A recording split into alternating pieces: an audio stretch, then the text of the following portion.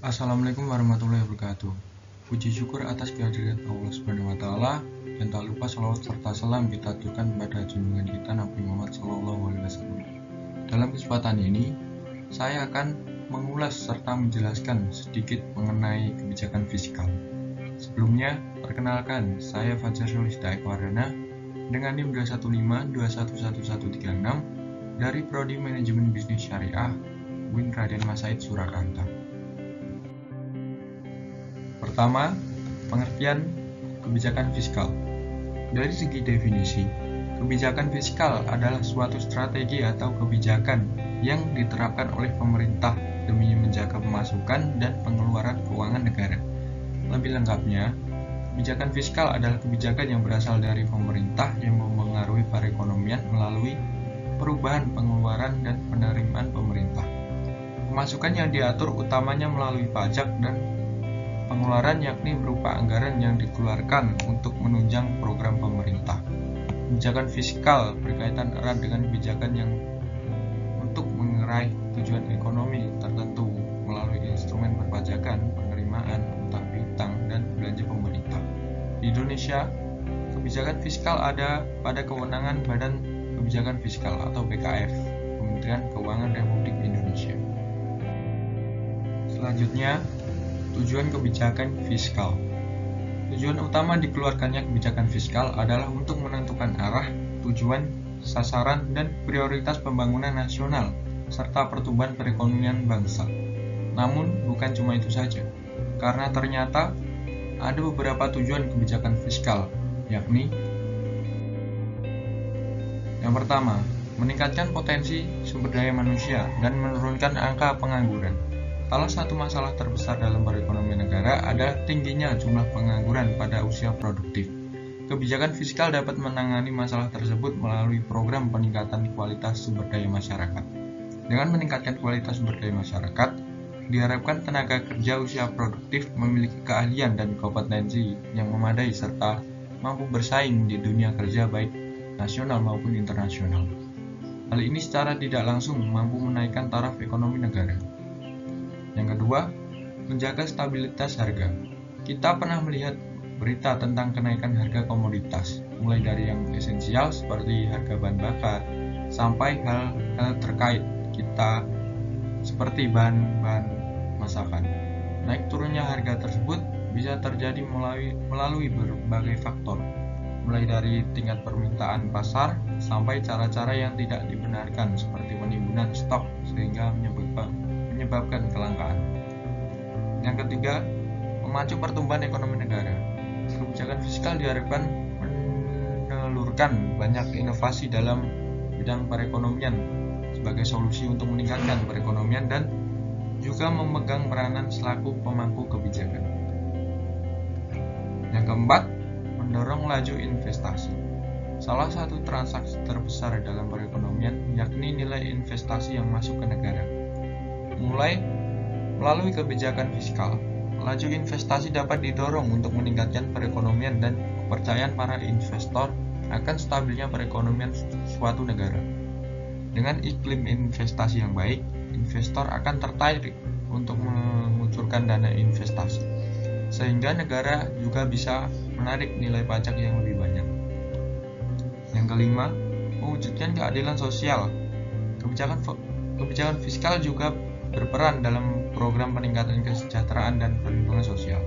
Contoh nyata dari hal tersebut yakni program pemulihan ekonomi nasional yang dicetuskan oleh Kementerian Keuangan agar masyarakat ekonomi bawah dan rentan mampu bertahan dari dampak pandemi COVID-19.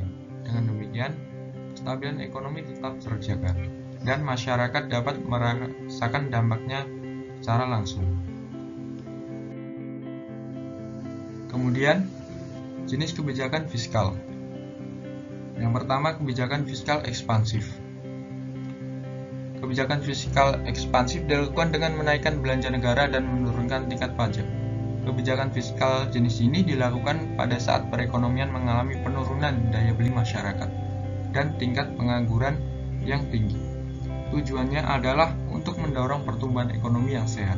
Contoh kebijakan fiskal ekspansif ialah seperti yang terjadi saat ini, di mana BKF atau Badan Kebijakan Fiskal sepanjang tahun 2020 sampai 2021 menerapkan kebijakan fiskal ekspansif, di mana ekspansif berarti defisit belanja pemerintah tetap besar untuk menjaga perekonomian sepanjang pandemi COVID-19.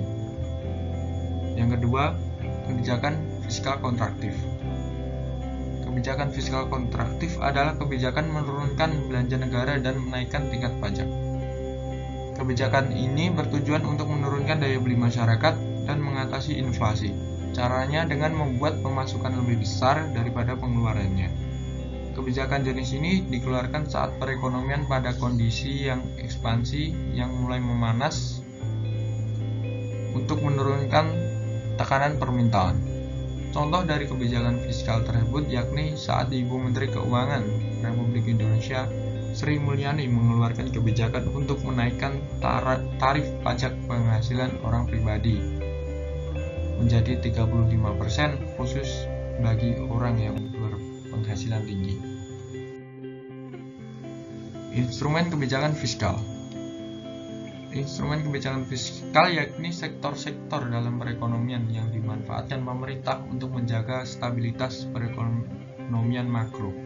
Sektor-sektor tersebut antara lain: pertama, pajak.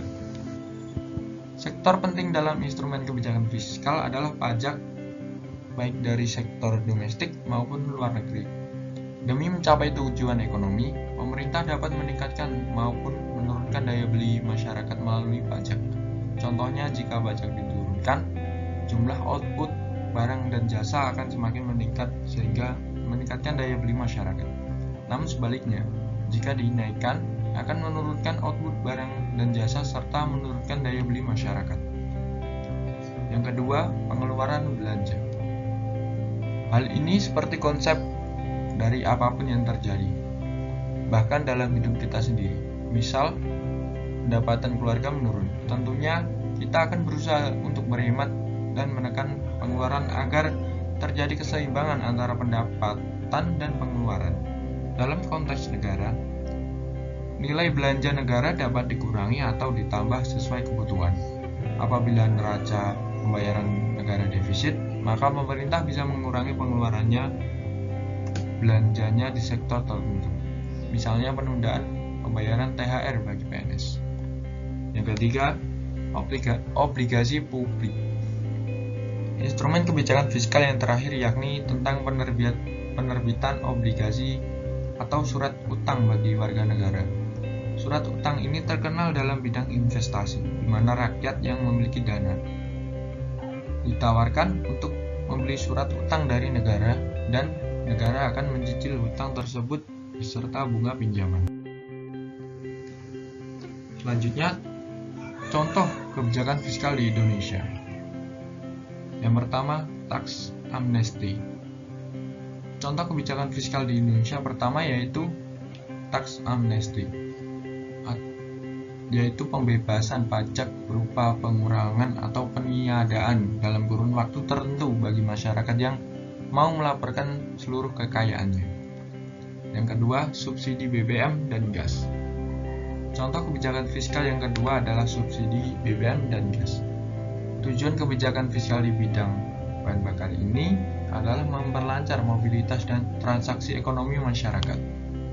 Yang ketiga, penetapan harga eceran tertinggi. Contoh terakhir kebijakan fiskal adalah penetapan harga jual maksimum untuk barang tertentu yang disebut dengan kebijakan HPT. Barang dengan HPT umumnya adalah obat-obatan dan sembako.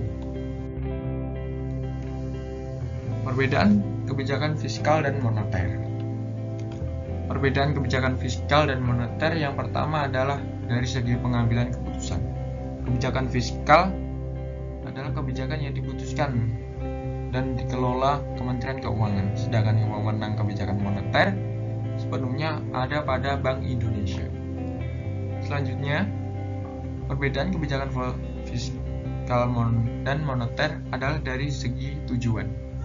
Kebijakan moneter bertujuan menjaga jumlah uang beredar di masyarakat. Sementara itu, tujuan kebijakan fiskal adalah mengelola dan menjaga kesejahteraan sektor-sektor pelaku berputar peredaran uang, mulai dari konsumen, pekerja, sampai pelaku usaha. Penerapan kebijakan fiskal di Indonesia sudah ada sejak zaman penjajahan Belanda melalui Indische Contabiliteitswet pada tahun 1944.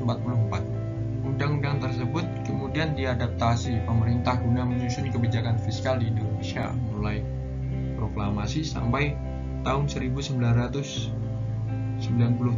sampai 2003. Pasca tahun 2003 hingga saat ini, kebijakan fiskal di Indonesia sudah tidak disadur lagi dari ICW 1944, melainkan berdasarkan pada analisa perekonomian negara dengan berlandaskan pada Undang-Undang 1945. Pihak yang memiliki wewenang membuat kebijakan fiskal di Indonesia adalah Kementerian Keuangan Republik Indonesia bersama-sama dengan Presiden. Mungkin hanya itu saja yang dapat saya ulas dan dapat saya jelaskan. Apabila ada kesalahan mohon dimaafkan, dan apabila ada kekurangan mohon dimaklumi. Sekian, wassalamualaikum warahmatullahi wabarakatuh.